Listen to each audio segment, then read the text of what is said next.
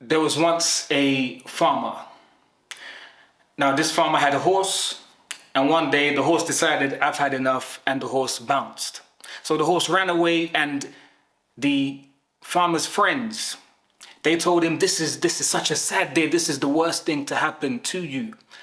And the farmer said, maybe. A few days later, that same horse came back, but it brought with it some wild horses, right? 5 or 6 horses have now come back to the farm. And those same friends, they said, wow, this is amazing news. This is the best thing that's ever happened to you. And what did the farmer say? Maybe.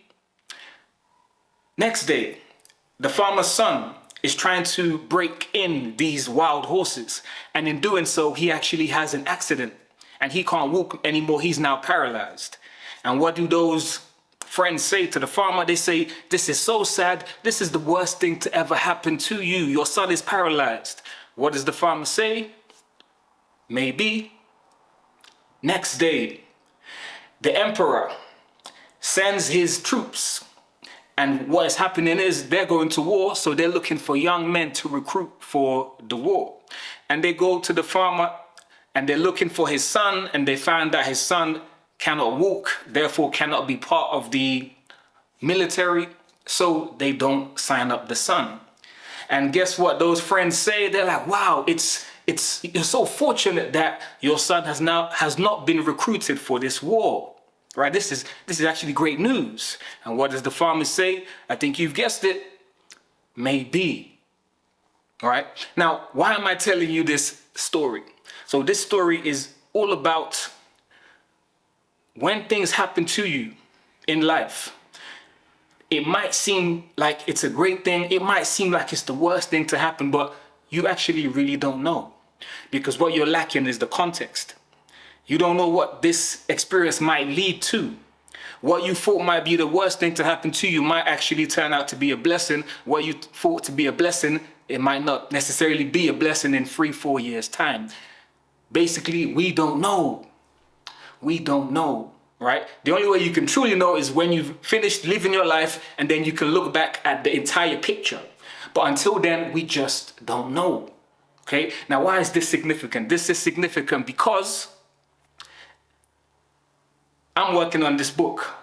I'm working on this album. Okay, so for those who don't know, my name is Eche, and I'm launching a book and an album in about 6 weeks' time. And I've created this series to give you some behind the scenes, and also so you can learn from my mistakes, right? How not to launch a book/album. Now, one of the key lessons that I have gotten this week, okay? One of the key lessons that I've got this week is those things that I thought were bad things.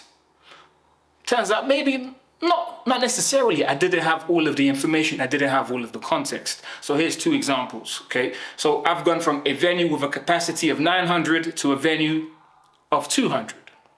And I was thinking, oh, I'm so disappointed not to have this bigger venue, but this 200 capacity venue makes much more sense, right? And then here's the second instance where I learned that same lesson. So I have 16 tracks on this album, and to get it professionally engineered, mixed and mastered is quite an expensive feat, and I don't have the funds to do that. And so I was now disappointed because that means that I'm gonna have to do it on my own. I'm gonna have to learn, okay? And what happened as a result of this, right? I thought this was gonna be, this is such terrible news. It's gonna take so much of my time. But because I had to do it myself, I actually learned how to mix and master to my satisfaction. Okay, so I'm picking up an important skill, and furthermore, I'm actually very happy with the way it sounds. Right, I'm happy with it. I actually tried to pay somebody to mix and master one of the tracks, and I wasn't happy at all with it. Okay, so I like, you know what? Let me learn the basics, the fundamentals, enough to make me happy, right? To meet my standards, and lo and behold, I'm really enjoying the process now, actually, because I get to fine tune and add these changes and actually build up skills which will be relevant when I release the next project and the next project. So again, I thought, oh, this is terrible news. It's going to cost me a lot of time. But lo and behold, I didn't have the entire picture. I didn't have the context. Okay, so it's that maybe principle. So maybe this is making sense to you. Maybe I'm talking gibberish. Hopefully you're getting something from this video. And then just to give you a final update before we sign off, just to where we're at right now with the book launch / album.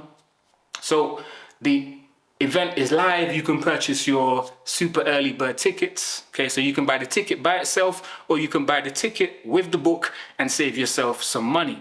Okay, so the link is in my bio, the Eventbrite. Check it out, take a read, purchase your ticket, share it with somebody if you think it is going to be suitable for their tastes. And just to give you some behind the scenes, I'm going to show you the album covers that were beautifully designed by Katerina from Fiverr. So shout out to you, right? She captured the concepts, and I'm going to show you both iterations. There were 2 designs, and I've decided to go with this particular design. This concept really captures what I'm trying to convey with regards to the book. Okay, and another thing, the album cover, again, because I didn't have the funds, I made the decision that I'm going to use AI to produce the album cover. And so I put in a nice little prompt. So I told the prompt, I want you to put the words "never forget God," which is what my name means in English. And I also want you to put "personality isn't permanent." Put that in Greek and Hebrew. Give me two stones. Etched in Stone is the name of the album. And AI, on the second revision, this is what they produced. And I'm like, this is perfect. I'll take this. Thank you very much. Okay, so that's where we're at. And so I'm very excited to see you July 21st, St. John's, Hoxton, 7 p.m. Right, we've got The War of the Mind, which is the book, Prison by Another Name. And then we've got Etched in Stone, the album. It's going to be a fantastic evening of conversations, networking, discussing. It's an interactive night, so it's not just me doing the talking. I want to hear from you. I want to help you. Hopefully my story can add some value to your lives. So that's me signing off. I'll catch you on the next one. Peace and love.